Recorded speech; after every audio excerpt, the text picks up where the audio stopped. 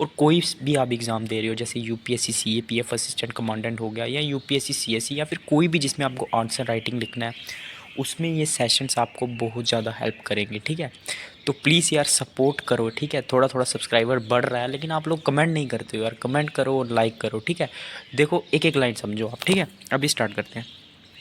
The new and dark interpretations of we the people. ठीक है, तो मतलब अभी जो हमारी डेमोक्रेसी है वो लोगों पे बेस है ना। अभी इसका क्या है, एक नई धारणा बन गई है, एक मतलब डार्क इंटरप्रिटेशन, मतलब जो खराब इंटरप्रिटेशन। इंटरप्रिटेशन होता है मतलब किसी चीज़ को व्यक्त करना। ठीक है, तो ये हेडिंग लिखा हुआ है। अब इसके अंदर में क्या है, हम लोग एक एक लाइन को पढ़ते हैं। ठीक है, प्लीज़ यार पूरा वीडियो देखना।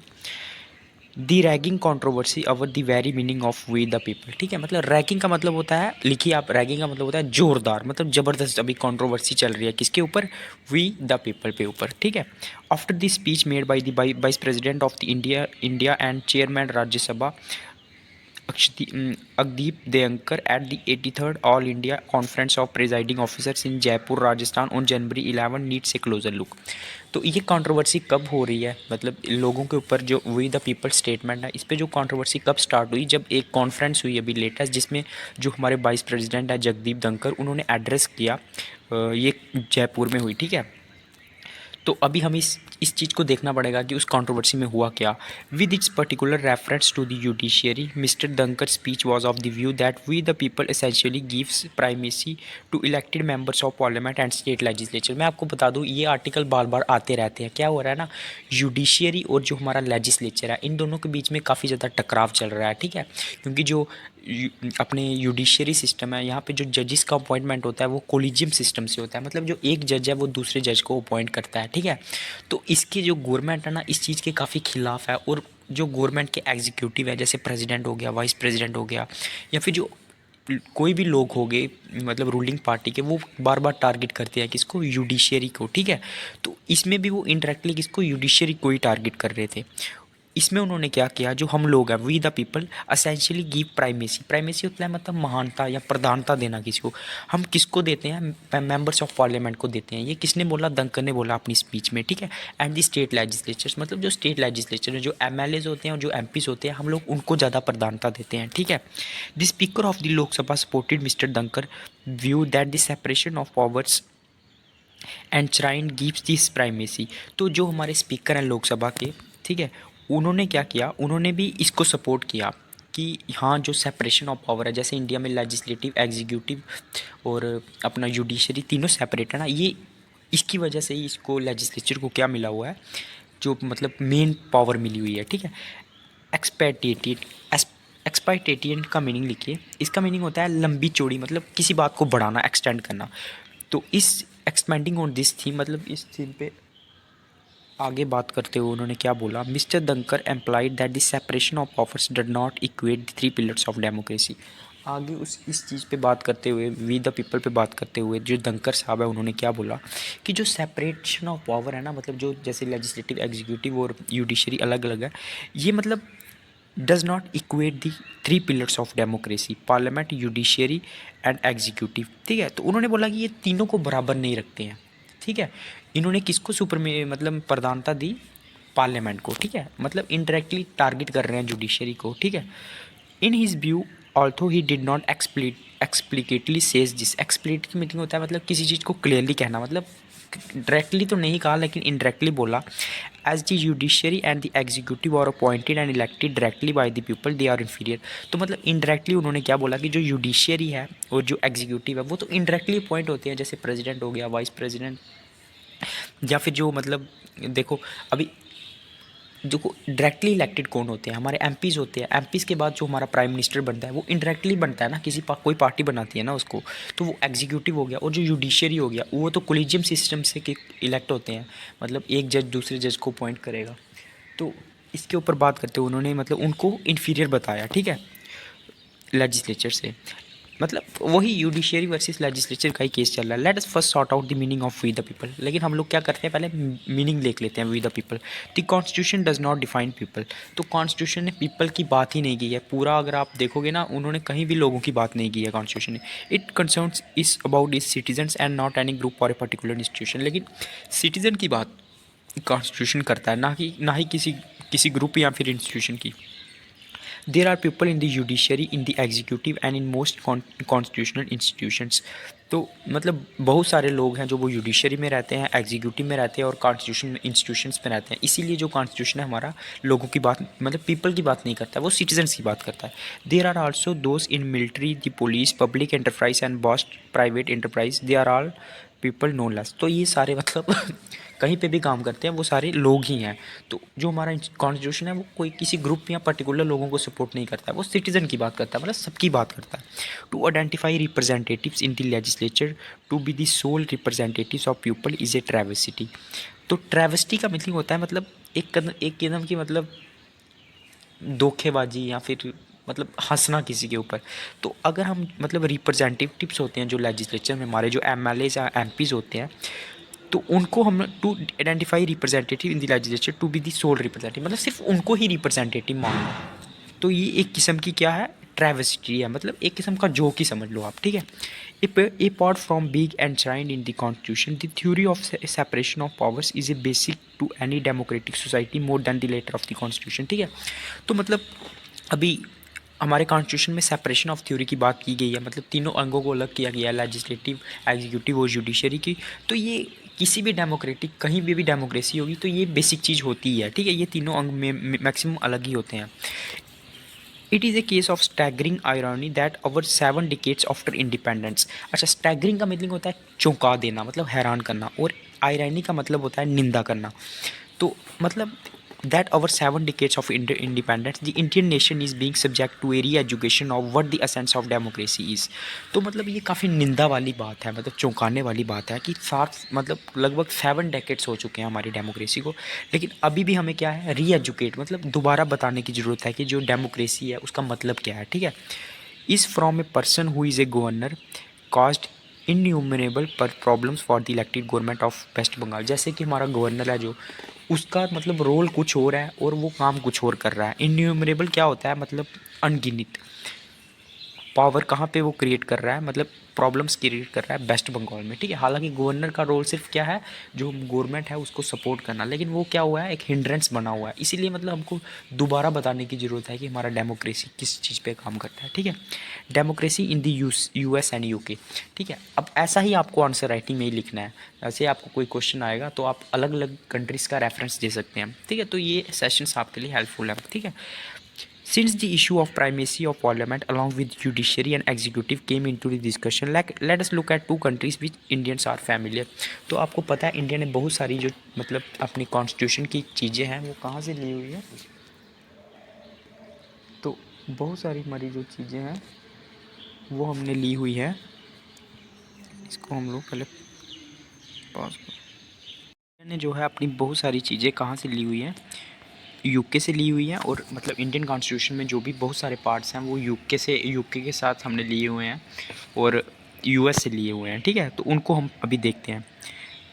इन the United States the president has the power to appoint जजेस। तो हमारा ये यूनाइटेड स्टेट्स है ना, वहाँ पे किसके पास पावर है अपॉइंट करने की जजेस, वो है सुप्रीम कोर्ट के पास, ठीक है। Also this should be endorsed by the Congress. तो मतलब हालांकि जो हमारी उनकी वहाँ की जो पार्लियामेंट है उसको कांग्रेस बोलते हैं, तो वो उनका समर्थन भी प्रेसिडेंट को मिलता है, लेकिन जो मेन पावर है वो किसके पास है, प्रेसिडेंट के पास है, ठीक है। But the president is directly elected by the people and has prerogatives in several issues who do not apply to a parliamentary democracy. तो हालांकि जो मतलब प्रेसिडेंट है उसको कौन डायरेक्ट इलेक्ट करता है, जो लोग हैं वो डायरेक्ट इलेक्ट करते हैं, ठीक है। और उसका जो मतलब प्रेरोगेटिव्स का मतलब होता है ना कि विशेष अधिकार, मतलब उसको काफ़ी ज़्यादा अधिकार दिए गए हैं जो कि पार्लियामेंट्री डेमोक्रेसी में प्रेसिडेंट के पास नहीं होते हैं। जैसे इंडिया का केस, इंडिया में पार्लियामेंट्री डेमोक्रेसी ना, इंडिया के पास तो इंडिया में तो प्रेसिडेंट के पास इतना पावर नहीं रहता है, ठीक है। The prime minister in the cabinet does not have the power of the US president, ठीक है। तो मतलब जो प्राइम मिनिस्टर रहता है ना वहाँ पे यूएस में, उसके पास इतनी पावर नहीं रहती है जितनी मतलब यूएस प्रेसिडेंट के पास रहती है। And has the possibility of a judicial review to check the suitability or otherwise of the candidates nominated. तो मतलब जो जो जुडिशियरी है उसके पास तो पावर रहती है ना, तो वो मतलब काफ़ी ज़्यादा पॉसिबिलिटी होती है कि कोई भी अगर डिसीजन होगा तो उसको क्या करेगा, जुडिशियली रिव्यू होगा उस चीज़ पे, ठीक है। उसके बाद आ गया in case of United kingdom, in case of the United kingdom it is run by time honoured conventions. Convention का मतलब होता है परंपरा, मतलब जो पुरानी चली जा रही है ना, and law passed by the House of Commons. तो मतलब जो अगर हम यूनाइटेड किंगडम की बात करेंगे तो वो किस तरह से चलता है, जो उनकी मतलब परंपरा चली आ रही है उस हिसाब से चलता है। और जो उसके लॉज है वो कौन पास करता है, कानून कौन बनाता है, house of Commons. House of Commons क्या है, जो हमारा ब्रिटेन है ना, मतलब जो हमारा यूके है ना, वहाँ पे जो लोकसभा है ना जैसे इंडिया में, उसको हाउस ऑफ कॉमन बोलते हैं, ठीक है। It does not have a written constitution which gives judicial review. तो आपको पता ही होगा जो ब्रिटेन है उसका रिटन कॉन्स्टिट्यूशन नहीं है, ठीक है, जो कि जुडिशियल रिव्यू देगा, ठीक है, उसमें मतलब जुडिशियल रिव्यू की कोई बात नहीं है। But strong conventions are in place in spite of primacy of parliament. लेकिन वहाँ पे ऐसी परंपरा चली आ रही है जिनको सबको फॉलो करना ही है, ठीक है। उससे मतलब पार्लियामेंट को भी उन चीज़ों को फॉलो करना है, पार्लियामेंट उससे आगे नहीं जा सकती। हालांकि वहाँ पे जुडिशियल रिव्यू की कोई मतलब वो नहीं है, जैसे इंडिया में जुडिशियल रिव्यू होता है ना किसी चीज़ का, जहाँ फिर अमेरिका में होता है, ब्रिटेन में ऐसा नहीं है, ठीक है। Conventions in the United Kingdom have an inviolable tradition, मतलब उनको कोई भी वायलेट नहीं कर सकता है जो कन्वेंशंस चले आ रहे हैं। Laws can be change, violated and repealed. तो जो वहाँ के लॉज हैं वो चेंज हो सकते हैं, वायलेट हो सकते हैं, और फिर क्या हो सकते हैं, रिपेल्ड, ठीक है। Even in the parliament the speaker of the House of Commons is elected but becomes a non party man choosing when to retire from house. हालांकि जो स्पीकर है जहाँ पे मतलब ब्रिटेन का, तो उसको वो इलेक्ट किया जाता है हाउस ऑफ कॉमन्स के द्वारा, मतलब लोकसभा के द्वारा, वहाँ की लोकसभा की बात कर रहा हूँ, ठीक है। But becomes a non party man, लेकिन जब वो मतलब इलेक्ट हो गया ना उसके बाद उसकी कोई पार्टी नहीं रहेगी, और वो खुद डिसाइड कर सकता है कि कब उसको रिटायर करना है, ठीक है। In India too the first two speaker G V Mavalankar and Ayyangar and later Neelam Sanjiva Reddy resign from the ruling party to give the entire parliament a sense of impartiality in ensuring a proper place for minority parties. India में भी जो पहले दो speaker, Lok Sabha speaker बने थे ना, उन्होंने क्या किया था, रिज़ाइन कर दिया था पार्लियामेंट से, ताकि जो फ्रॉम ए रूलिंग पार्टी, मतलब जो रूलिंग पार्टी उस टाइम रूल कर रही थी, तो उससे क्या किया था, उन्होंने रिज़ाइन दे दिया था to give the entire parliament its, ताकि कोई इम्पार्शियलिटी ना हो। जो मतलब जो मिनॉरिटी पार्टीज़ हैं, मतलब जो कम संख्या में पार्टीज़ हैं, ताकि उनके साथ कोई इम्पार्शियलिटी ना हो। The point is that in the United Kingdom the House of Commons retains the speaker if he continues to hold office. लेकिन हम अगर हम यूके की बात करें तो जो हाउस ऑफ कॉमन्स मतलब का जो स्पीकर है ना, तो उसको उसको ही रखेंगे वो, अगर वो खुद चाहता है कि मुझे आगे कंटिन्यू करना है, ठीक है। Inspire this अलॉज does not happen India. लेकिन इंडिया में ऐसा नहीं है, इंडिया में फिक्स टर्म है उसका, जब मतलब उसका टर्म पूरा हो जाएगा तो उसको रिटायर करना ही है, ठीक है। In spite of the first two speakers of the Lok Sabha have tried to set a convention. हालांकि जो पहले दो स्पीकर थे, मैंने आपको बोला ना, उन्होंने रिज़ाइन कर दिया था रूलिंग पार्टी से, ताकि जो मिनॉरिटी मेंबर्स हैं उनको भी मतलब मिल सके, थोड़ा फ़ायदा मिल सके, या वो भी स्पीकर बन सके। लेकिन this lack of convention has drastically affected the running of parliament. लेकिन इंडिया में कोई कन्वेंशंस को फॉलो नहीं किया जाता है, ठीक है। तो इससे क्या हुआ, this lack of convention has drastically affected the running of parliament. तो मतलब इंडिया में उस जो कन्वेंशन थी उसको फॉलो नहीं किया, जिसकी वजह से पार्लियामेंट जो है वो काफ़ी इफेक्ट होती है, ठीक है। इंडिया में कोई भी परंपरा को फॉलो नहीं होता है, ठीक है, सब कॉन्स्टिट्यूशन के हिसाब से ही चलता है। This reluctance to honour conventions, reluctance का मीनिंग लिखिए। रिलक्टेंस का मीनिंग होता है मतलब अनविलिंगनेस टू ऑनर कन्वेंशंस, मतलब कन्वेंशंस को फॉलो करना, मतलब नहीं करने की जो परंपरा है ना इंडिया में। Made our laws and constitution strive for greater specificity. तो अभी मीनिंग लिखिए आप। स्ट्राइव का मीनिंग होता है मतलब झगड़ना, या फिर ट्राई वेरी हार्ड, किसी चीज़ के लिए बहुत ज़्यादा संघर्ष करना, ठीक है। फॉर ग्रेटर्स, तो मतलब इन मतलब कन्वेंशंस को फॉलो ना करने की वजह से जो इंडिया के लॉज है ना, और जो इंडिया का कॉन्स्टिट्यूशन है, वो मतलब काफ़ी ज़्यादा स्पेसिफिसिटी के लिए, मतलब पर्टिकुलर, मतलब थोड़ा स्पेसिफाई होने के लिए काफ़ी ज़्यादा उसको संघर्ष करना पड़ रहा है। Often leading to quibbling in language and meaning. तो उससे क्या हो रहा है, क्यूबलिंग का मतलब होता है क्रिटिसिज्म, और इसकी वजह से जो लैंग्वेज है और या फिर जो कॉन्स्टिट्यूशन का मीनिंग है उसके ऊपर काफ़ी डिबेट चलती रहती है, ठीक है। On slot on constitution, on slot का मतलब होता है, ऑनस्लॉट का मतलब लिखिए आप, ऑनस्लॉट का मतलब हमला, मतलब जो हमला हो रहा है कॉन्स्टिट्यूशन पे। Democracies cannot be run only by the laws pass in the representative assemblies. तो जो डेमोक्रेसी है ना, मतलब जिसने ये आर्टिकल लिखा है, ये उसके व्यूज़ हैं, वो सिर्फ मतलब सॉरी ये उसके व्यूज़ नहीं है, ये बी आर अम्बेडकर के व्यूज़ है। वो सिर्फ जो रिप्रेजेंटेटिव होते हैं ना असेंबली में, उनके कोई कानून पास करने से रन नहीं होती है। दे नीड कन्वेंशंस, उसके लिए कन्वेंशंस की ज़रूरत पड़ती है, मतलब कोई जो परंपरा है ना उसको फॉलो करने की ज़रूरत पड़ती है। Bhimrao Ambedkar realise that orientals can not be trusted with conventions. मतलब ओरिएंटल्स का मतलब होता है जो ईस्टर्न कंट्रीज़ है ना हमारी ईस्ट साइड वाली, तो उन्होंने बोला कि उनको हम कन्वेंशन से मतलब can not B trustee with conventions, तो उनको मतलब हम कन्वेंशन से ट्रस्ट नहीं कर सकते, ठीक है। मतलब अगर हमने कोई परंपरा रख दी तो हमारी मतलब जो ईस्टर्न कंट्रीज़ है ना उनको आप ट्रस्ट नहीं कर पाओगे कि हम ऐसा करेंगे वैसा करेंगे, उनके लिए हमको लॉज ही बनाने पड़ेंगे। Unless conventions are solidified into constituent laws, मतलब जब तक उन कन्वेंशन का लॉ नहीं बनेगा तब तक वो इम्प्लीमेंट नहीं होंगी। And bound by strong threats, और मतलब इंस्टीट्यूशंस में even be destroyed endangering the very purpose of constitution protecting the citizen, ठीक है।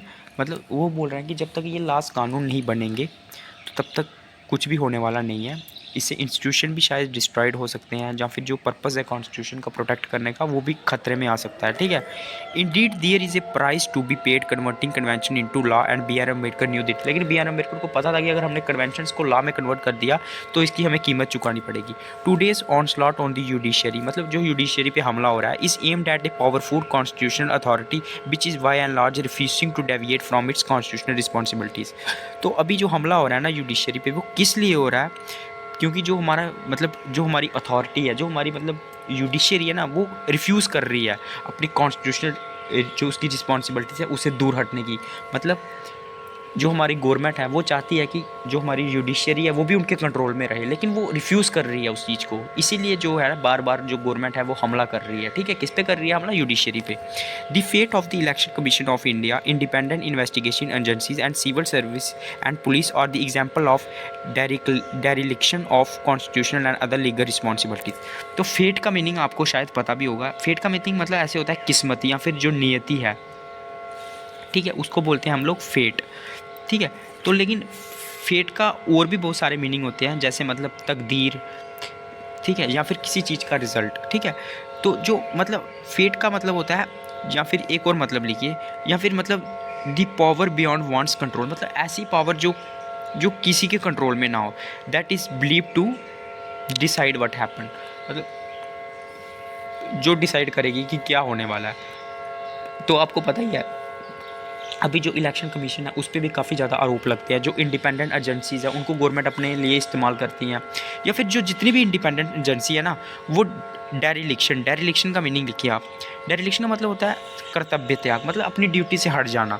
तो ये हमें दिखाता है कि किस तरह से मतलब ये मतलब डेरिलिक्शन की एग्जांपल्स हैं, मतलब वो अपने कर्तव्य से हट के गवर्नमेंट उन पे इन्फ्लुएंस डाल रही है of constitution and other legal responsibilities, ठीक है। मतलब ये इस चीज़ का एग्जांपल है, क्योंकि गवर्नमेंट काफ़ी ज़्यादा इन्फ्लुएंस करती है हर चीज़ को। The basic structure of Indian constitution are recognized by the Supreme Court of India is to be protected by it in spite of any overreach by the legislation। तो आपको पता ही है मतलब कोई भी जो हमारी लेजिस्लेचर है वो बेसिक स्ट्रक्चर को चेंज नहीं कर सकती है, ठीक है। कॉन्स्टिट्यूशन के जो केशवानंद भारती केस हुआ था जो 1773 में, उस टाइम पे जजमेंट आई थी सुप्रीम कोर्ट की, ठीक है। We can take the case of executive in relation to the government mister Dhankhar when he was. तो हम एक केस लेते हैं जब मतलब जो आर्टिकल लिखा है वो ये बोल रहा है कि हम एक केस लेते हैं कि जो एग्जीक्यूटिव है उसका क्या रिलेशन रहता है गवर्नमेंट के साथ। तो हम एग्जांपल किसकी ले रहे हैं? मिस्टर धनकर की, मतलब जो अभी हमारे वाइस प्रेसिडेंट है, जब वो गवर्नर थे, when he was governor and his ruling party appointed colleagues. तो जो वहाँ की जो रूलिंग पार्टी थी जब वो अपने जो मतलब सहयोगी है उनको अपॉइंट करती थी, overrode state legislatures with impunity. तो जो हमारे धनकर साहब थे वो क्या करते थे, उनके डिसीजर को ओवर राइड कर देते थे, मतलब चेंज कर देते थे अपनी इंडिपेंडेंट के साथ। विद इम्प्यूनिटी का मतलब होता है independence, liberty, why not approving bills or delaying them causing them to lapse into nullity. तो जो वो क्या करता था, मतलब जो धनकर साहब थे वो उनके जो रूलिंग पार्टी थी उनके बिल को अप्रूव ही नहीं करते थे, और कोई भी अगर वो अपने जो मतलब सहयोगी हैं जहाँ जो फिर जिनको अपॉइंट करते थे उनको वो रिजेक्ट कर देते थे, ठीक है। Where the power of people as the representative by the legislature. तो अभी जो जिसकी बात कर रहे हैं धनकर जी, उस टाइम पे जब वो गवर्नर थे तो तब कहाँ थी लोगों की पावर, ठीक है। तब तो वो गवर्नर होने के बावजूद भी गलत इस्तेमाल कर रहे थे अपनी पावर का, ठीक है।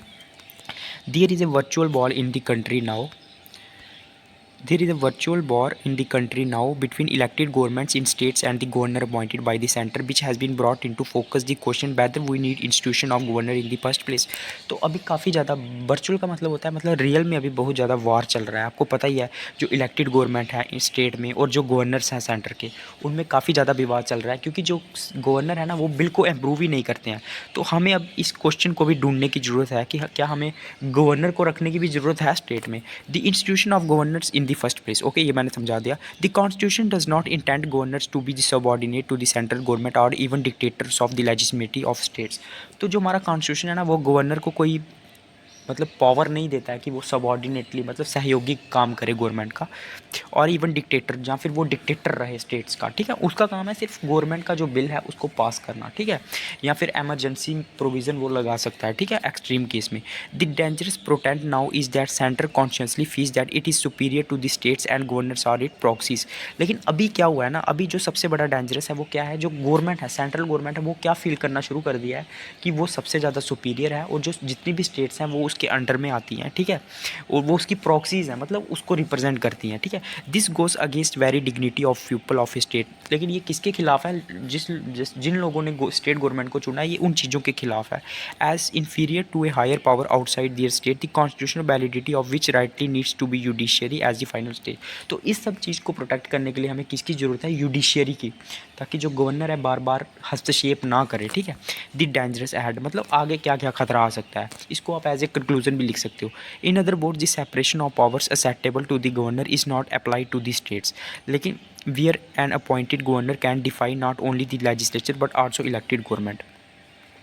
तो दूसरे शब्दों में हम कहें कि जो सेपरेशन ऑफ पावर है ना वो स्टेट्स में अप्लाई नहीं होती है। स्टेट में तो जो गवर्नर है वो क्या करता है, डिफाई। डिफाई का मतलब होता है मतलब बार बार रिजेक्ट करता है, नॉट ओनली द लेजिस्लेचर मतलब जो लेजिस्लेचर जिन बिलों को पास करता है उनको बार बार रिजेक्ट करता है, और इलेक्टेड गवर्नमेंट को भी बार बार वो क्रिटिसाइज़ करता है। तो सेपरेशन ऑफ पावर स्टेट्स में तो ज़्यादा दिख नहीं रहा है। Apparently members of the ruling party members are pushing for greater centralisation not only with in constitution institution at the centre but also in states which are ruled by parties other than the national ruling party. तो इससे क्या हो रहा है ना, जो मतलब member है ना हमारे रूलिंग पार्टी है जैसे जो सेंट्रल गवर्नमेंट है वो क्या कर रही है, धीरे धीरे सेंट्रलाइजेशन की कोशिश कर रही है, ठीक है, मतलब स्टेट्स में भी सेंटर की पावर लाने की कोशिश कर रही है। तो मतलब उन स्टेट्स में जिन पे उनकी खुद की पार्टी राज नहीं कर रही है, ठीक है, जैसे मतलब बीजेपी नहीं होगा कि स्टेट्स में, तो उस स्टेट में वो क्या कर रही है, गवर्नर को ज़्यादा पावर दे रही है, ठीक है, मतलब गवर्नर को गलत तरीके से इस्तेमाल कर रही है। When there is a ruling party determined to dominate states both explicitly and in stealth, ठीक है। तो स्टेल्थ का मीनिंग होता है मतलब फाइट करना, और मतलब हैपोक्रेसी मतलब डोंग, और एक्सप्लिसिटी का मतलब होता है क्लियरली। तो when there is a ruling party determined to dominate states both explicitly and in stealth, मतलब जब एक रूलिंग पार्टी जैसे हमारी सेंट्रल गवर्नमेंट है जब वो क्या कर रही है, डोमिनेट करने की कोशिश कर रही है किसको, स्टेट्स को, बिल्कुल एकदम क्लियरली और चालाकी से। स्टेल्थ का मतलब होता है हाइपोक्रेसी से। There will be strife and conflict and endangering the process of governor. इससे क्या हो रहा है, काफ़ी ज़्यादा कन्फ्लिक्ट आ रहे हैं, मतलब झगड़े आ रहे हैं गवर्नर्स के प्रोसेस में, स्टेट्स में, ठीक है। Instead of chipping away at a constitution framed by the best minds of the independence movement generation, it will be more honest to go for a constitution assembly and seek a more totalitarian state. तो मतलब हमें मतलब बार बार constitution को दोष देने के बजाय जो हमारे बेस्ट माइंड्स ने लिखा हुआ है, या फिर उसको मतलब चिपिंग का मतलब होता है कमज़ोर करना किसी चीज़ को, या फिर उसको कमज़ोर करने के बजाय हमें क्या करना चाहिए, हमें it will be more honest. तो ये मतलब और भी अच्छा होगा कि हम एक कॉन्स्टिट्यूशन असेंबली के लिए जाएं एंड सी के मोर टोटलिटेरियन स्टेट, मतलब एक पक्षीय जिसमें मेजॉरिटी पार्टी, जैसे हिंदू है हिंदुओं को सपोर्ट, मतलब मेजॉरिटी मतलब एक पक्षीय पार्टी। टोटलिटेरियन का मतलब होता है हम एक मतलब पक्षीय स्टेट की तरफ जाएँ, ठीक है, far away from the ideals of democracy enshrined in the constitution, जो डेमोक्रेसी से काफ़ी ज़्यादा दूर हो। इससे अच्छा है हम उसी की तरफ चले जाएं। ये जिसने आर्टिकल लिखा है ये उसकी बात हो रही है। If the people of India accept such defacing change so be it. अगर लोगों को ये सब मंजूर है तो फिर ये होना चाहिए, ठीक है, मतलब ये हम लोग कर सकते हैं। The determination with which the ruling parties approaching the majority in the country will only usher in devising conflict between region states and regions. तो जिस तरह से मतलब जो सेंट्रल गवर्नमेंट है वो मेजॉरिटी को सपोर्ट कर रही है हमारी कंट्री में, उससे क्या हो रहा है ना, इसके काफ़ी ज़्यादा मतलब पुशर का मतलब होता है रिजल्ट, ठीक है, इन डिवाइजिंग मतलब डिवीज़न किसके बीच में, रिलीजन स्टेट, और काफ़ी मतलब जो रीजन्स हैं उनके बीच में काफ़ी कन्फ्लिक्ट हो रहे हैं। इसका रिजल्ट ये हो रहा है, sadly India will be just another Russia China और तुर्की, मतलब इंडिया एकदम चाइना, रशिया या फिर तुर्की जैसा बन गया है। ठीक है, तो ये आज का एडिटोरियल था, ये काफ़ी ज़्यादा इंपॉर्टेंट है भाई। जिसने सब्सक्राइब किया है यार वो प्लीज़ कमेंट कर देना। ठीक है, ओके, जय हिंद।